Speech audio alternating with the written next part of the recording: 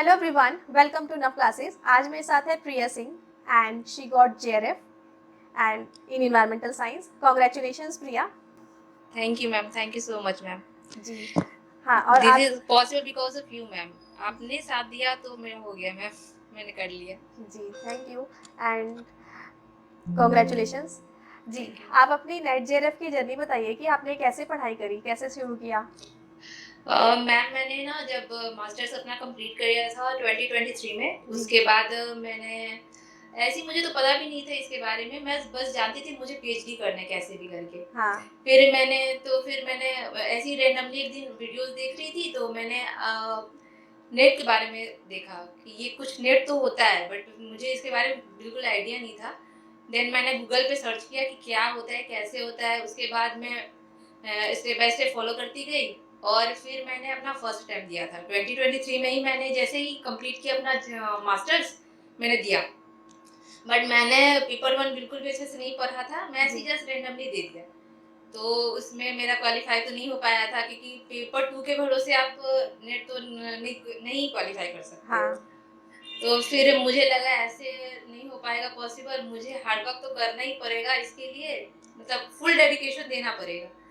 फिर मैंने आपका वीडियोस देखा था मैम, कि मुझे कंसीडर भी किया था मेरे फ्रेंड ने कि अगर तुझे कुछ करना है तो मैम को फॉलो करो। जी आपके बारे में मुझे, आप कहीं और प्लेटफॉर्म पे थे, दूसरे प्लेटफॉर्म, उसी टाइम से मैं आपको फॉलो करती हूँ मैम। जी और फिर मैंने आपका वो कोर्स लिया था उस प्लेटफॉर्म पे, और फिर मैं उस टाइम से आपको फॉलो करती आई। और आपने जब अपना नया ऐप स्टार्ट किया, फिर हाँ मैंने उसमें भी इनरोलमेंट लिया। जी और उस टाइम से मैंने आपको एकदम कंसिस्टेंटली फॉलो किया, और मैं आज देर कर पाई हूँ। जी वेरी गुड। तो हाँ और मैम, मुझे ऐसे लगता है कि अगर मैं हम लोग का बैलेंस नहीं हो पाता है दोनों सब्जेक्ट, तो इसे क्रैक करना नॉट इजी, वेरी हाँ डिफिकल्ट। अच्छा अगर दोनों पेपर हम लोग साथ में लेके चलते हैं, हाँ तो ही इसको निकालना इजी है मैम। हाँ और मैं तो इस बार मेरा लग रहा था फोर्थ अटेम्प्ट है, क्योंकि मैंने 3 अटेम्प्ट में सिर्फ नेट क्वालिफाई किया है।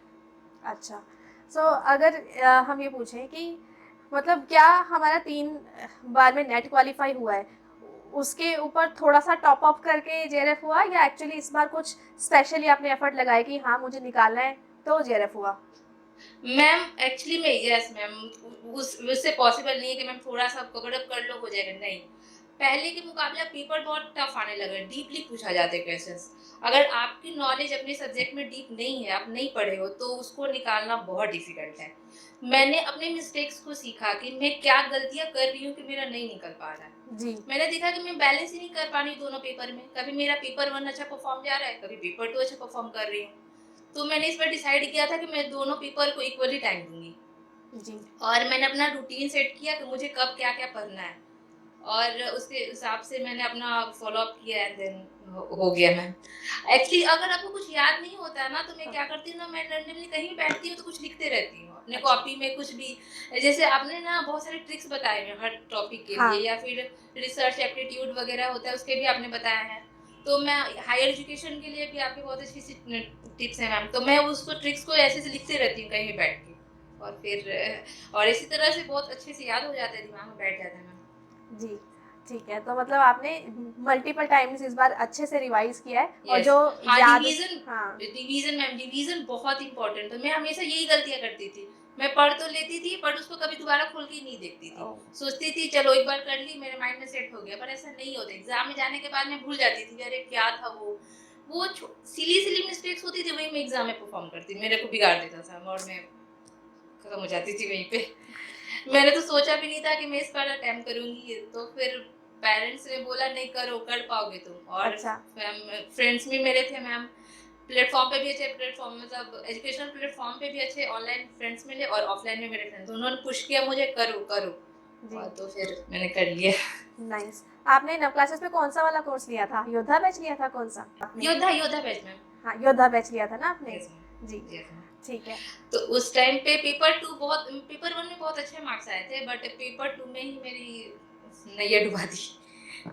ठीक है, तो अब इसमें आपने पेपर वन के साथ साथ अपना पेपर टू भी स्ट्रॉन्ग हाँ, किया। Yes yes ma'am. जी ठीक है ठीक है। आप जैसे एक दिन में दोनों पेपर पढ़ते थे, पेपर वन भी और पेपर टू भी, दोनों को टाइम देते थे?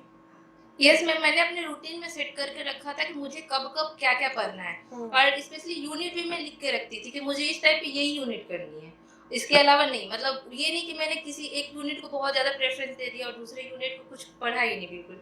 और मैंने मैम आपको बताऊँ, मैंने आपकी ना रिसर्च मुझे बहुत अच्छी लगती है। आप जो रिसर्च पढ़ाते हैं, स्टेट्स वगैरह पढ़ाते हैं ना, हाँ। मुझे बहुत क्रिस्टल क्लियर हो जाता है। मैं जी। बहुत अच्छे से समझ पाती हूँ क्योंकि मेरा वो प्रोबेबिलिटी वाला एक टॉपिक था, हाँ। एरर वैल्यू, वो मुझे कभी भी समझ में नहीं आता था, बट आपकी एक फ्री वाईटी क्लास में एक वीडियो है छोटी हाँ। सी, वो वीडियो में आपने इतनी अच्छे से समझाया ना मैम, मैं क्या बताऊँ, कितना बिल्कुल भी क्लियर हो गया है। अब एकदम डाउट नहीं रहता मुझे कि प्रोबेबिलिटी क्या होती है। जी, हाँ, तो प्रोबेबिलिटी वैल्यू यानी कि पी वैल्यू, यस, वो मैंने यस मैम, यूट्यूब प्री पे भी कराई वैल्यू, थी और पेड क्लासेस में भी कराती हूँ मैं ये। Yes ma'am, yes ma'am. ठीक मैंने है। फ्री वाली ही देखी थी, छोटी सी वीडियो है, हाँ, बहुत बहुत अच्छे से आपने समझाया है पूरे उसमें। फंडे क्लियर हो गए होंगे। हाँ, वही बिल्कुल, वही, ये ठीक वाला। है, नाइस। तो ये फ़ायदा होता है कि जब आप एक्चुअली जो पर्सन खुद भी पढ़ रहा है, लाइक मैं पीएचडी भी कर रही हूँ, तो वो वाला ज्ञान भी मैं आपको दे पाती हूँ, रियल यस वाला। मैम, वही बेनिफिट है हमारे लिए। हाँ, ठीक आपकी है। नॉलेज, क्योंकि आप भी पढ़ रहे हो तो आपको मतलब होता है ना, एक्सपीरियंस साथ में चल रहा है आपका भी, और हाँ, तो उसके हमें भी बेनिफिट मिलता है ऑफ कोर्स मैम। और आप जो मोटिवेशनल वीडियोस लाते रहते हो टाइम टाइम की, इसका पीएचडी हो गया, इसने नेट क्वालिफाई, इसका, वो हमें बहुत मोटिवेट करता है कि हाँ, हमें भी।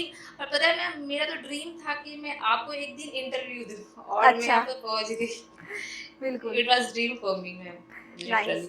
बिल्कुल, बहुत सारे बच्चे कहते हैं आप आपका भी ड्रीम रहा है कि आप नव क्लासेस पे सक्सेस स्टोरी दें। मैं बच्चों का मैसेज भी पढ़ रही हूँ कि ma'am yes next ma'am, time आपको हम देंगे सक्सेस स्टोरी।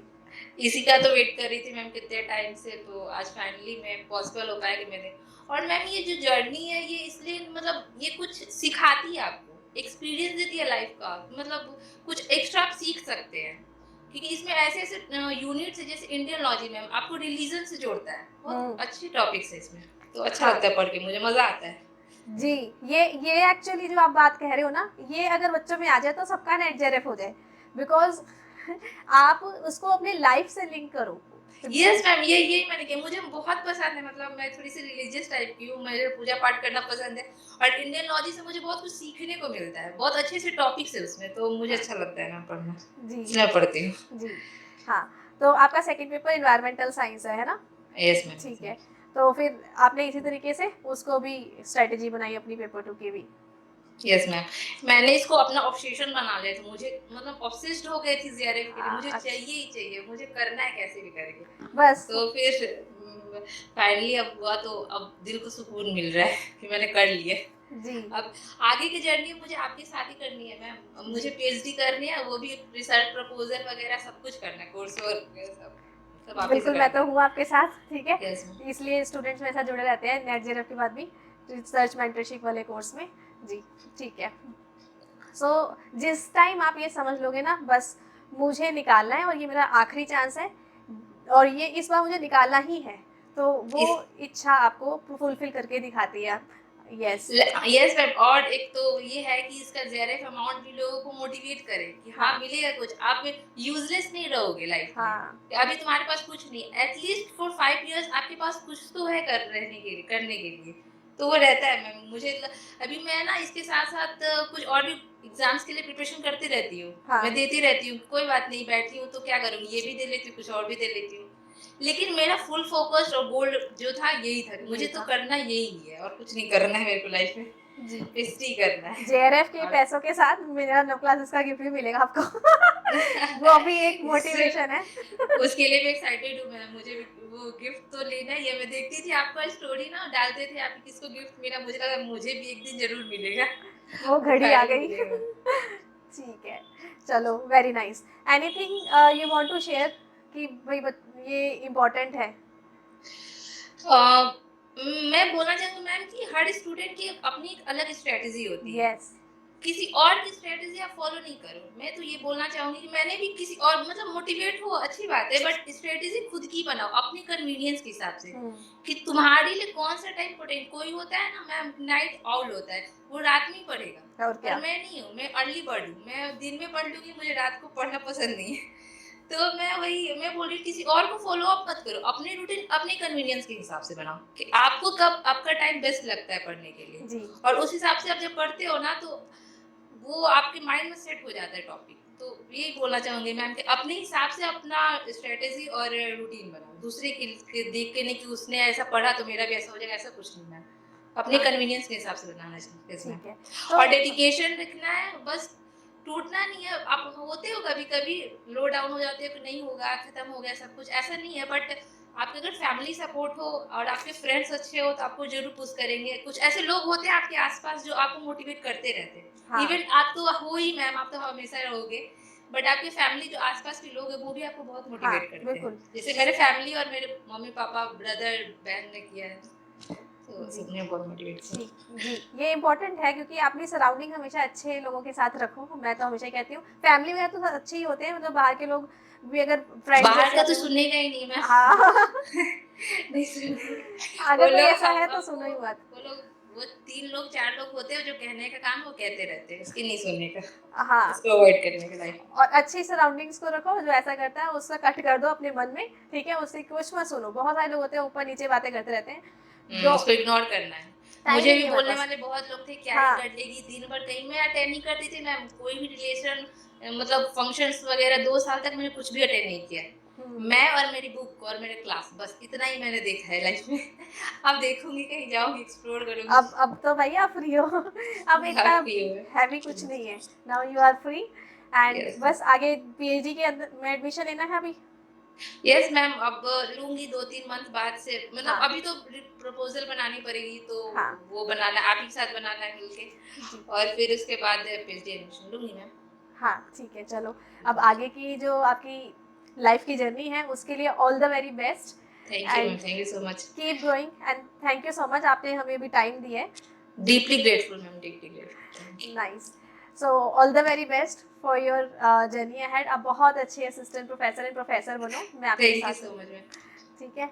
चलो, thank you. Thank you and keep going. Thank you ma'am.